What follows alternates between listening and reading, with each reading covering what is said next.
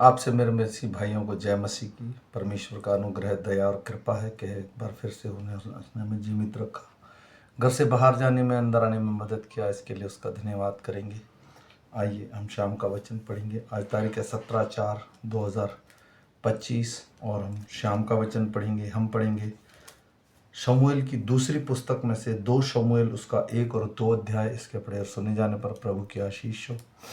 और जो मेरा बहन भाई मुझे 365 दिन फॉलो करेगा वो करीब पूरी की पूरी बाइबल कंप्लीट कर लेगा 1 साल में।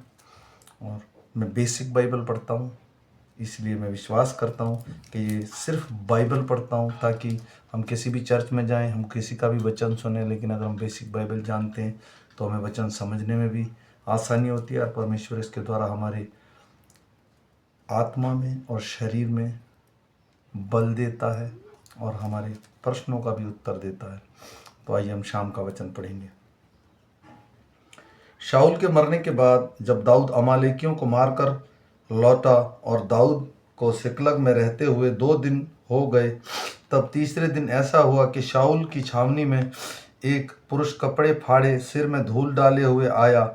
जब वह दाऊद के पास पहुंचा तब भूमि पर गिरा और उसको दंडवत की। दाऊद ने उससे पूछा, तू कहाँ से आया है?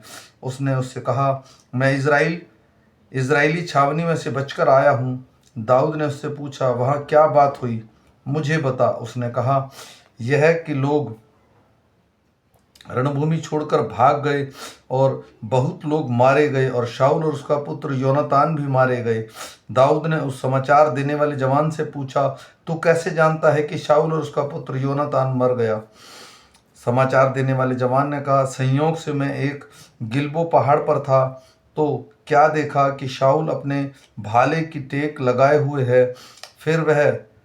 फिर मैंने यह भी देखा कि उसका पीछा किए हुए रथ और सवार वेग से दौड़े आते हैं। उसने पीछे फिरकर मुझे देखा और मुझे पुकारा। मैंने कहा, क्या आज्ञा? उसने मुझसे पूछा, तू कौन है? मैंने कहा, मैं तो अमालेकी हूँ। उसने मुझसे कहा, मेरे पास खड़ा होकर मुझे मार डाल, क्योंकि मेरा सिर तो घूमा जाता है परंतु प्राण नहीं निकलता। तब मैंने यह निश्चय जान लिया कि वह गिर जाने के पश्चात नहीं बच सकता। उसके पास खड़े होकर उसे मार डाला और मैं उसके सिर का मुकुट और उसके हाथ का कंगन लेकर यहाँ अपने प्रभु के पास आया हूँ। तब दाऊद ने अपने कपड़े फाड़े और जितने पुरुष उसके संग थे उन्होंने भी वैसा ही किया। और वे शाऊल और उसके पुत्र योनातान और यहोवा की प्रजा और इज़राइल के घराने के लिए छाती पीटने और रोने लगे और सांझ तक कुछ न खाया, इस कारण कि वे तलवार से मारे गए थे। फिर दाऊद ने उस समाचार देने वाले जवान से पूछा, तू कहाँ का है? उसने कहा, मैं तो परदेशी का बेटा अर्थात अमालेकी हूँ। दाऊद ने उससे कहा, तू यहोवा के अभिषिक्त को नष्ट करने के लिए हाथ बढ़ाने में क्यों नहीं डरा? तब दाऊद ने एक जवान को बुलाकर कहा, निकट जाकर उस पर प्रहार कर। तब उसने उसको ऐसा मारा कि वह मर गया। और दाऊद ने उससे कहा, तेरा खून तेरे ही सिर पड़े, क्योंकि तूने यह कहकर कि मैं ही ने यहोवा के अभिषिक्त को मार डाला, अपने मुंह से अपने ही विरुद्ध साक्षी दी है। तब दाऊद ने शाऊल और उसके पुत्र योनातान के विषय में विलाप गीत गाया और यहूदियों को यह धनुष नामक गीत सिखाने की आज्ञा दी। यह यशायाह नामक पुस्तक में भी में लिखा हुआ है, हे इज़राइल, तेरा शिरोमणि तेरे ऊपर स्थान पर मारा गया। हाय, शूरवीर कैसे गिर पड़े हैं। गत में यह न बताओ और न अश्कलोन की सड़कों में प्रचार करना, न तो फिलिस्तीसियाँ स्त्रियाँ आनंदित हों और न ही खतना हित रहित लोगों की बेटियां गर्व करने लगें। हे गिलबो पहाड़ों, तुम पर ना ओस पड़े और ना वर्षा हो और ना भेंट के योग्य उपज वाले खेत पाए जाएं, क्योंकि वह शूरवीरों की ढालें अशुद्ध हो गई और शाऊल की ढाल बिना तेल लगाए रह गई। जूझे हुओं के लहू बहाने से और शूरवीरों की चर्बी खाने से योनातान का धनुष ना तो लौटता था और ना शाऊल की तलवार छूछी फिर आती थी। शाऊल और योनातान जीवन काल में तो प्रिय और मनभाव थे और उनकी मृत्यु के समय अलग ना हुए। वे उकाब से भी वेग से चलने वाले और सिंह से भी अधिक पराक्रमी थे।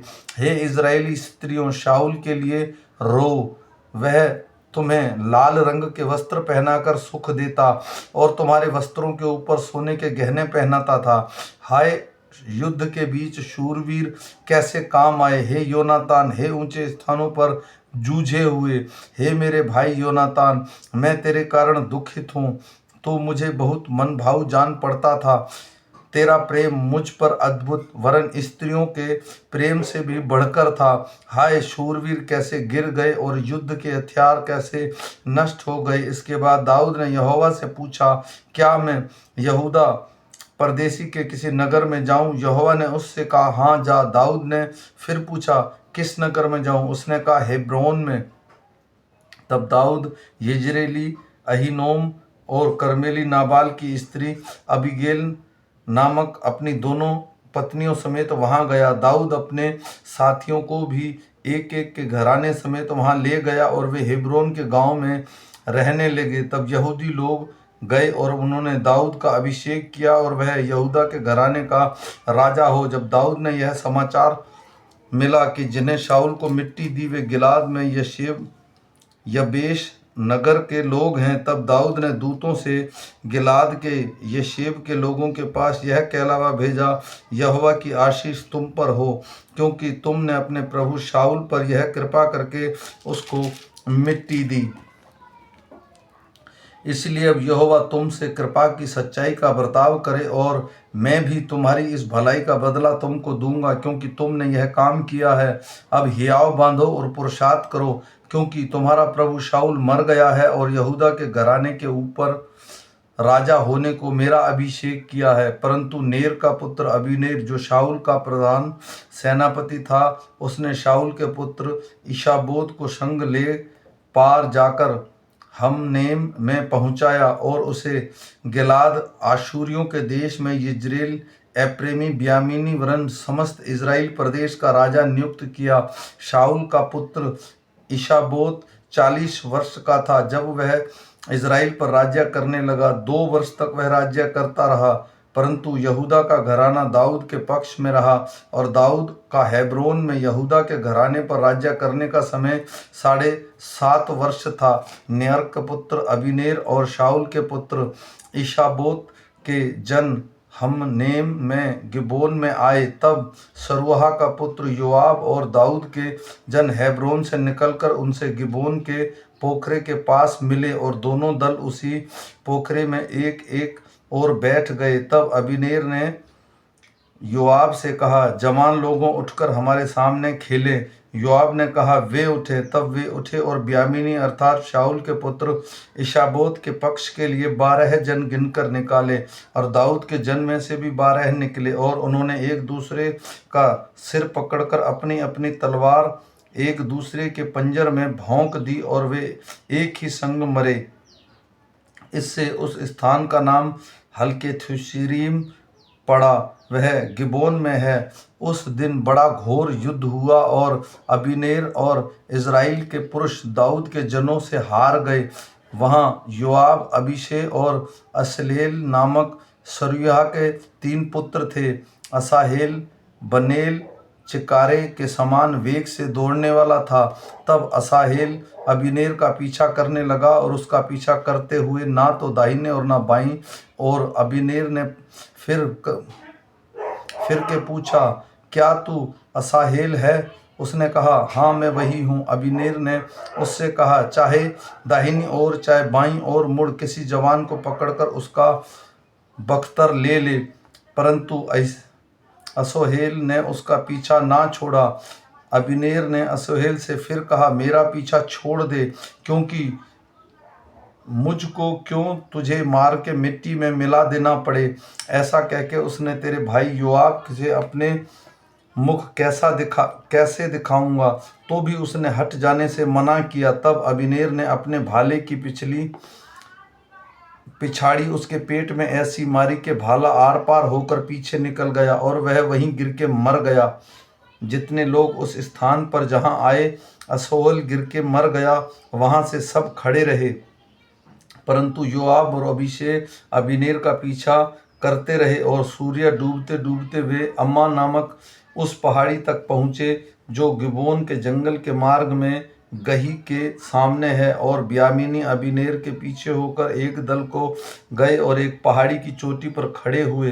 तब अबीनेर योआब की पुस्तक पुकार के कहने लगा, क्या तलवार सदा मारती रहे? क्या तू नहीं जानता कि इसका फल दुखदाई होगा? तू कब तक अपने लोगों को आज्ञा ना देगा कि अपने भाइयों का पीछा छोड़कर लौटे? योआब ने कहा, परमेश्वर के जीवन की शपथ की यदि तू ना बोला होता तो निस्संदेह लोग सवेरे ही चले जाते और अपने भाई का पीछा ना करते। तब योआब ने नरसिंगा फूंका और सब लोग ठहर गए और फिर इजराइलियों का पीछा ना किया और लड़ाई फिर ना की। अबीनेर ने अपने जनों समेत उसी दिन रातों रात अराबा को होकर गया और यरदान के पार हो समस्त बित्रोन देश में होकर हमनेम में पहुंचा। योआब अबीनेर का पीछा छोड़कर लौटा और जब उसने सब लोग इकट्ठा किए तब क्या देखा कि दाऊद के जनों में से 19 पुरुष और असेहेल भी नहीं है, परंतु दाऊद के जनों के बिन्यामीनी और अबीनेर के जनों में से ऐसा मारा कि उसमें से 360 जन मर गए। और उन्होंने असाहेल को उठाकर उसके पिता के कब्रिस्तान में जो बेतलहम में था मिट्टी दी। योआब अपने जनों समेत रात भर चलकर पाँव फटते फटते हेब्रोन में पहुंचा। शाऊल के घराने और दाऊद के घराने के मध्य बहुत दिन तक लड़ाई होती रही, परंतु दाऊद प्रबल होता गया और शाऊल का घराना निर्बल पड़ता गया। आमीन। मेरे भाई और बहनों, ये दूसरा शमूएल की पुस्तक का 1 और 2 अध्याय है। हम फिर मिलेंगे सुबह के वचन के साथ। तब तक सब मेरे ऑनलाइन बहन भाइयों को जय मसीह की।